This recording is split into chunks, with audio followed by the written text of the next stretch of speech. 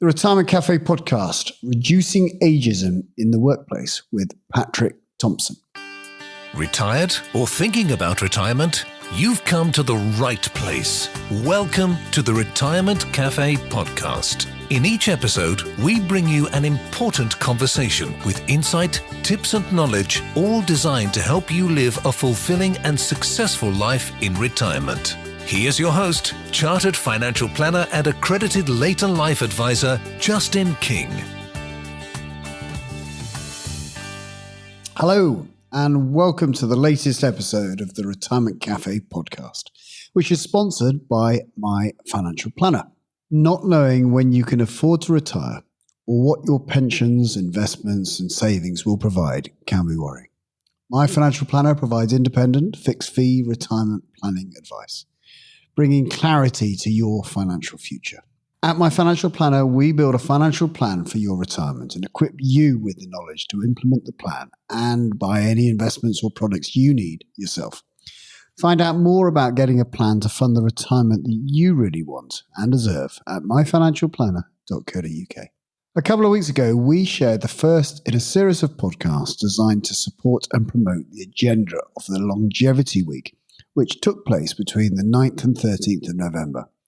The title of this series is The Age of Resilience, which is the theme of this year's event. The Longevity Week is an initiative created by the Longevity Forum, whose co-founder, Professor Andrew J. Scott, was my guest on the 100th episode of the podcast, discussing his best-selling books, which include The 100-Year Life.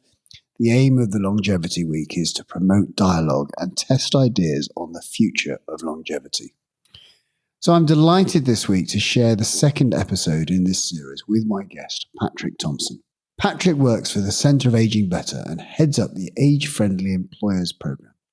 His focus is upon addressing ageism in the workplace and supporting employers to become age-friendly. Having held roles previously in government, Patrick is well placed to discuss the ageing agenda. So I hope you enjoy my conversation with Patrick Thomson. So, welcome to the Retirement Cafe podcast, Patrick Thomson. Hello, thank you. Well, Patrick, I've been really looking forward to our conversation. Now, I know a little bit about you, but our listeners may not. Now, you work for at the Purpose of Centre for Aging Better. Tell me about the Purpose of Centre for Aging Better. What do they do? What do you do? It's a fair question. So the Centre for Aging Better, we're a charity. We were set up about 5 years ago, and we're all about supporting as many people as possible to have a good later life. So we know, and I'm sure you know through your podcast, we are all living older on average, but the ways that we're doing that haven't quite caught up. So the Centre for Aging Better is all about working with employers to improve work. It's about working with house builders to improve the homes we live in. It's about supporting better communities and supporting people in better health as they age. And we really focus and hone in right down on the evidence, see what works, and try and spread best practice there as well. So yeah, we are. I mean, obviously, we're all getting older, as you mentioned. And your job title is Senior Program Manager Fulfilling Work. I mean, that's pretty grand. Tell me what you're doing. What is that all about? Sure, and I definitely don't want to get ahead of myself with the job title, but what that means in effect is one of our big aims at the centre is to improve work opportunities for people in their 50s and 60s. So we talk about fulfilling work, but that can mean a lot of different things. It could mean people being in better work for longer, and essentially I manage our programme looking at that, and that might involve things like commissioning new research where we see gaps in it. Or it's working with employers and recruiters and running pilots to see how things can be done better. And ultimately, that's to improve things for the employer, but really, really importantly, improve things for the individual as well, so that as people are approaching their later life and retirement, their experience at work isn't disadvantaged. So do you think there's, I don't know, what's the perception from employers at the moment? I mean, do they want to employ older workers? Do they just want youngsters? What's your view? It's an interesting question. We talk to employers a lot all the time about this, and age, as I'm sure you and your listeners know, it's a protected characteristic. So it's one of those things under the Equality Act that is protected. And yet, unlike a lot of the other protected characteristics, it isn't really thought of in the same way. And I suppose it's because aging is something that's happening to all of us. People don't often recognize themselves as aging, and also people's attitudes to what is old age is very different depending on their own personal circumstances, their work history, their outlook, and things like that. So at the moment, if I'm being completely honest, most employers probably aren't thinking about this a great deal, but they're probably missing something there, because this is one of the things that every single workplace know is happening to their workforce. We know the population is getting older, and we also know that the workforce is getting older on average. And with a little bit of planning and foresight, employers can be making huge dividends on this as well. Because if you know, for instance, that your average age of the workforce used to be in your 30s, it's now in its 40s and 50s, you could be changing and tweaking things within the workplace to support those people to be in better work for longer, to help support intergenerational teams working together. And also for people who might be approaching retirement, you can help them so that they might be able to work for a bit longer and stay with you as an employer for a bit longer as well. So I think we still got a way to go, but I think some employers are starting to catch up on it now. Yeah. And this is not just about kind of menial work, is it? I mean, there's opportunities. You know, when I talk to my retired clients, you know, they've got a wealth of experience, and often they end up in the charitable sectors, or they do some voluntary work, or they do, you know, or they do consultancy. But this is not just the job at B&Q, is it? You know, pushing the trolleys. It certainly isn't, and there isn't anything wrong with that as well. And we, I mean, from our research looking at this, I mean, the first thing to say is there's this huge wealth of differences between people as they approach later to life. So if you think of 1 in 3 workers are over the age of 50, that encompasses so many different experiences, so many different skills level, incomes level, so many different past histories there. So the first thing to say is you can't really typecast anyone in this age group too much there. Some people are absolutely thriving at work, have got huge amounts of opportunities, are doing exactly what they want, or transferring into a different career that really suits them. Other people really are missing out, and that might be based on a range of things to do with their personal circumstances, but also to do with sometimes employer behaviour as well. And we see that, for instance, in things like opportunities for recruitment and progression. We often see those can be age biased, and people in their 50s, 60s and older miss out in the workplace. Yeah. And I think as an employer myself, I suppose that I think that there are different things that an older workforce would bring to the table comparable to youngsters. I mean, obviously that the age of experience, you know, maybe even kind of part-time work and flexible time work that people are using to enhance their pension income. You know, maybe they haven't managed to amass as much as they hoped, but they still feel that they can be definitely part of something. I think that's a good way of looking at it, because I think the way that we used to think about work a generation or two ago, where work was one solid block, and often you might work for one employer your whole life. You might work up until a certain age and then just stop, and then that is retirement, and you have a bit of a cliff edge there. I think that model has gone, and I think probably if it can be managed well, it's a good thing that that's going away, because people don't stop working because they hate work. It's often because they hate that one job they're doing. They hate one aspect of it. Often people do want to keep on going on in work. And often if you can do it in a flexible way, if you can flex down towards retirement, you can be working and earning for longer, but it doesn't have to be a full-time thing. We've done a project recently working with an organization called TimeWise, and it was all about how you promote and manage better flexible working. And that could be for large or small employers, but ultimately that is the one thing that can help people to work for longer and be in better work as well. Yeah. So, I mean, if I gave you a magic wand and that you could change the kind of perception of older workers or the opportunities available for older workers, what would you do? Well, yes, it's a really good question. In some ways, we've waved the magic wand already. We've changed something. So, for instance, we've changed the law about who can work and not. So, a decade ago, I was working in government, and we removed the default retirement age. So, previously, employers could effectively retire someone at 65 and not have to give too much of a reason for it. We've moved on from that, but actually, that one wasn't quite as magic, because we're still seeing age discrimination in the workplace. So, I think probably if there was one thing, it would be that people are not judged on their age, whether they're young or old, but people don't have stereotypes about people because of their age in the workplace, because we know a lot of the things that people might have a stereotype about, it simply doesn't bear out in the evidence. So we know that older workers are actually less likely to have short-term sickness absence. They do want to continue to progress and learn new things as well. They do add to productivity in the workplace. There's a whole range of things that employers and others might think about older workers that don't really stack up at all in the evidence. So what's going to wave magic wand would probably be to remove some of those stereotypes in the workplace. Yeah. And I think, that as we've got an aging population, that means we've also got aging consumers, haven't we? So the people are buying the products and the goods and services. I often think, the classic line of, if you want to understand someone's problem, you should need to walk in their shoes. And therefore, if you are 70 and you're on a call center and someone's struggling with possibly, buying his car insurance from the internet, and you're sat there and you've had the right training and you're going, do you know what? I get it. I understand that you're struggling with this, but I can guide you through it, whereas possibly maybe a 20-year-old may not have that life experience and be kind of going, what do you mean you don't know where to click? Isn't it obvious? And of course, we're coming at it from different perspectives. Of course, a 70-year-old is going to look at that as a different perspective than a 20-year-old.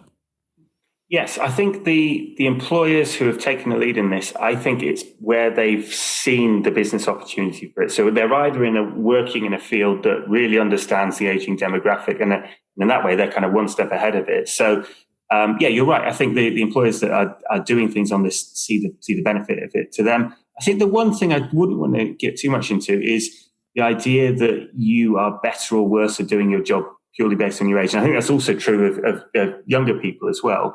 But you're right. I think employers, particularly when you ask them in surveys, what do you value about older workers? It is things around experience. It's around know-how. It's having done the job before. And often when we look at studies of productivity as well, it's not so much the productivity of that individual worker, but it is what they bring to the wider team as well. And often it's their transfer of knowledge. It's the calmness in doing things. It's the interpersonal skills and conflict resolution that can be really, really valuable to employers. Yeah. And can you, I don't know whether you can do this, but have you got examples of employers who you're kind of looking at and going, wow, that's really cool what they're doing? Yes. Well, we've been working with employers for a number of years here. The example, I think you said it in the intro there, was people always sort of B&Q as being, and this is an example from 20 plus years ago, where they really they made a point of saying we are going to celebrate the experience and know-how of the older workforce and really put them front and centre in our shops. I think there are a number of other employers now who are doing good things as well. So, for instance, we've worked with a lot of employers who are doing good things on their carers policies, other ones who are doing fantastic things on outreach and recruitment, and really seeing people at different life stages being a really great source of talent for them, who might want to work part-time or who are working in the caring professions is what I'm thinking of there.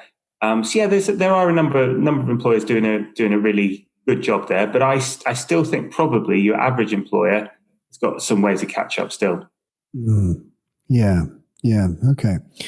So the other thing I wanted to touch on is you had a background with the London 2012 Organising Committee, Workforce and Recruitment. Tell me about your experience in that. Yes, in many ways, not too related to what I'm doing now. It was a fantastic job, a secondment from government where I was working previously. Probably the one bit where it does probably play across to here is London 2012 was fantastic in terms of diversity and inclusion. It was something that really had it right at the heart of the organisation, and it had it across all different characteristics. It was a very outward-looking and internationally focused event. The one thing I do dwell on is, even though we had age as a factor in that, it was overwhelmingly about thinking about youth and young people and kind of a celebration of youth there, and actually not quite so much on age as well. And I also think that was, again, it was a brilliant place to work. It was a very high tempo, often a long hour culture. And I was reflecting now on my current work. I think that would be a very difficult job to do for a long, long time. So I think if we think of some of those things that make work more difficult to do for longer, I think that kind of work environment could actually be one where it is more difficult to work for longer. And it really matters because this is from UK data. It shows that 1 in 4 people don't think they could do their job or a job like it over the age of 60. And I really think back to that time at London 2012, and I thought I loved it at the time, but I don't think I could have done that job into my 60s and beyond, because it's such a such a physically exerting thing. If you're running events, doing long hours, those are the things that can catch up with you a little bit. But having said that, yeah, fantastic thing, and learning a huge amount about how workforces are managed, how mass recruitment exercises are done, and how to make those things more inclusive and fair as well. Yeah. Yeah. And you mentioned a minute ago about that you work for government, and I think you were a member of the government social research group unit, where you were managing projects for the DWP Aging Society Strategy. So, obviously from just even that statement, the government's taking this seriously, DWP is taking this seriously. There's a thought process, which is great to hear. There's a thought process into our aging society. Tell me more about what was going on there and what you liked and maybe what you didn't. Yes, yeah, sure. This has always been an important topic for government. If you think of spending coming out of the Treasury, the aging population is one of the things that we can plan and see into the future, and we know is going to have huge impacts on the economy and society. So government has always been interested in it, but it's always been a very difficult thing to kind of weave together a strategic plan for how you do that. And so I work for the Department for Work and Pensions. They took a focus on it because obviously there is the pensions aspect of the aging population, but it was then wanting to, interact with other departments. So making sure that the business department was interested in this as well, making sure the Treasury was interested in it as well, making sure that the Department of Health was interested, but not only from a kind of a sickness and ill health perspective, but also from a preventative perspective. So government was interested in it, but the problem was that all these things around demographic change, they are long processes, and it is always tempting to think someone in the future can sort this out, until actually it comes to the age where it does become a real issue that too many people are leaving the workforce before they might want to, that people aren't properly supported in work for longer as well. We see government has pulled big levers in making changes, for instance, increasing the state pension age for both men and women. And now just the other month, we've seen that rise to 66 for everyone. And will be going up to 67 as well. So it's those big changes the government make that suddenly individuals realize that I've got to do something different about that. But the planning that people need to take, they need to take it a long way out. So actually, we really focus on thinking on actually people in midlife, in your 40s and 50s. That is really crucial time to be making some decisions about your future career, your health, and your finances as well. And actually, you could be better supported to do that. And the one other thing I just mentioned on what was fascinating working there, we did a lot of really in-depth social research at the time, really interesting things around attitudes to age. When do different people think that old age begins? When does it end? People's attitudes to people of different ages. And actually, it was fascinating to see that, and a bit sad really, that there was actually very little mixing between different age groups, but where there was more intergenerational working, so much the better. And then also things around who retires and when, and how unequal that can be often, because it's the people who most need to work for longer because they have the fewest savings or they're in the most financially precarious position. They most need to, but they're least able to because of health conditions or ageism in the workplace. So a fascinating place to work. And I think in a lot of ways, the Centre for Aging Better has been the organisation to take on the mantle, particularly looking at the evidence there, because we're very fortunate in having a 10-year endowment. So we're funded to look at these issues in the longer term. But then also think about how you can make practical change there as well. Yeah, absolutely. What impact do you think COVID has had on kind of workplace for the older worker? I mean, I suspect it might have been pretty tough. It's a massive topic at the moment. It affects every aspect of life and this as well. So I'd say overall it has been fairly mixed. It has definitely had a devastating impact on some people. You think of the impact on health, the need to shield, the people being typecast and put into vulnerable groups and needing to isolate particularly. That's had a really a very big impact on people's home and work life. We know from some research we've done for the Institute for Fiscal Studies that 1 in 8 people over the age of 50 have changed their retirement plans as a direct result of COVID-19. That's both bringing retirement forward and retiring earlier, or pushing retirement back because they've seen their pension savings hit and their savings hit, and they know that they need to work for longer. But having said that, sometimes it's positive. So people have suddenly realised if they've got a job they can work from home, they're not having to travel long distances. That actually makes work feel more sustainable, and that can have good aspects as well. And you suddenly realise, actually, I might be able to do this job for another 5 or 10 years, and it might suit me quite well. So I think it's definitely a mixed picture there. I think the big thing we're really seeing is the impact of the economic downturn on job losses.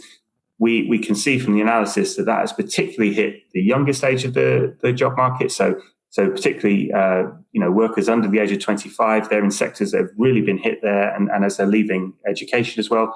But the other end that has really, really been hit badly is older workers in particular. So people in their late 50s, 60s, and 70s as well have been hit, both in terms of the number of people on the furlough scheme, people who've been forced into early retirement, or people who've had to take up benefits as well. There's both ends of the age spectrum have been hit by COVID, and we haven't really seen even the beginning of it yet. I think it's going to be quite a complex picture for years to come now, I think.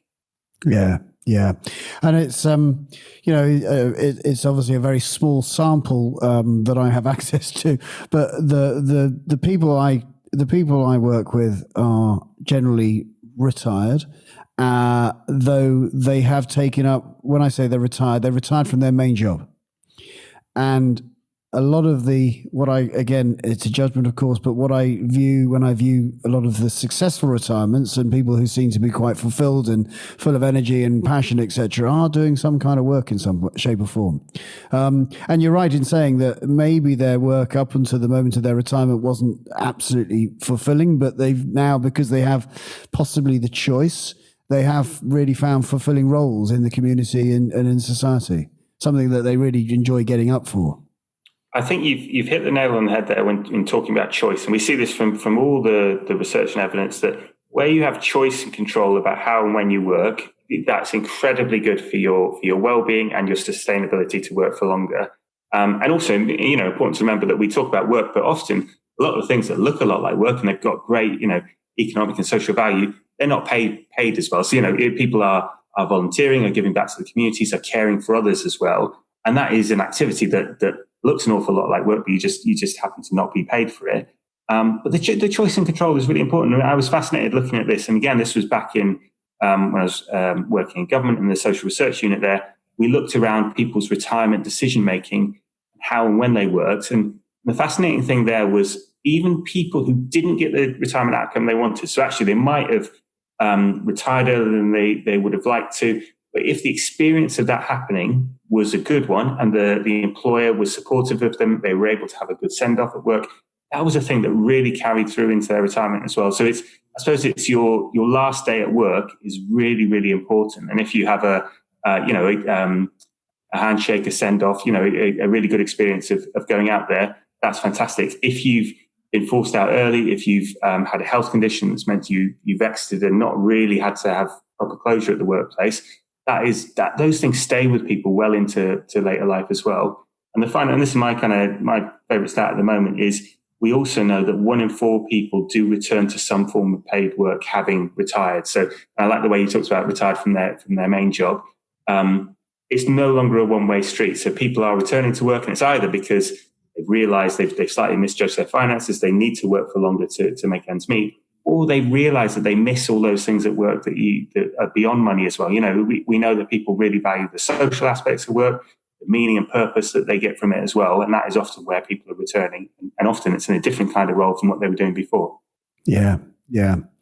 And I suppose that having some kind of plan for your retirement, have some kind of view that what is it that you're going to do, what's the role that you're going to have, whether that's a paid role or it's a volunteer role or what have you, but make sure that you're not just drifting into retirement, that you're actually, you're attacking it with some discipline and kind of having a strategy. I think that's absolutely right. And I think the more that you can keep your options open and I mean, sometimes those options are kept open by saving more, by retiring later. That gives you more choice and control about how that happens as well. But I think, it is really crucial to have a plan about not just your finances, but how you want to spend that time. And it might be a phased retirement, and you do it in different ways. But we've seen, and it plays out in the evidence as well, that where you have a cliff edge retirement is fantastic for a week, 2 weeks, 3 weeks, a long holiday, and then suddenly people realize, what am I doing? All the connections they had from work are suddenly gone. All the, people suddenly realize they did have a lot of friendships and social connections at work, and it's not quite the same unless I have a plan for how I'm going to spend my time in retirement as well. So, important to have a plan and think about, your home life and those around you as well, who might need caring for in the future, partners, relatives, other people as well. Thinking about them as part of your plan as well is really important. Yeah, fantastic. Wise words. Thank you, Patrick. I've really enjoyed our conversation this afternoon. I really appreciate you spending the time chatting to me. Where can people find out more about you and the Centre for Aging Better? Well, really, everything is available on our website. I mean, we are on social media platforms as well, but if you look at aging-better.org.uk, everything is there. And, as a charity and people who publish research, everything we find, we're there to share it with the world. So we want to get the message out there, and everything is available there for free on our website. Marvellous. Brilliant. Thank you very much. Thank you. Thank you once again to Patrick for joining me on the podcast. If you'd like to find out more about Patrick's work at the Centre for Aging Better or the Longevity Forum, check out the show notes on our website at theretirementcafe.co.uk, where you'll find some useful links, including links to other episodes in this series on the age of resilience. And listen out for the next episode in this series in a few weeks' time. Until then, if you've enjoyed this episode, please do leave a review on Apple Podcasts to help more people like you to discover us. It really does help. To get in touch, please email me on hello@theretirementcafe.co.uk or connect on Twitter at JustinKingCFB. Thank you, as always, to my financial planner, the Fixed Fee Retirement Planning Specialist, for sponsoring the podcast. You can find out more about how they can help bring clarity to your retirement at myfinancialplanner.co.uk. So until next time, this is Justin King, helping you feel more informed in your retirement. Thank you for listening to the Retirement Cafe podcast with Justin King. To find out more, you can find us online at theretirementcafe.co.uk.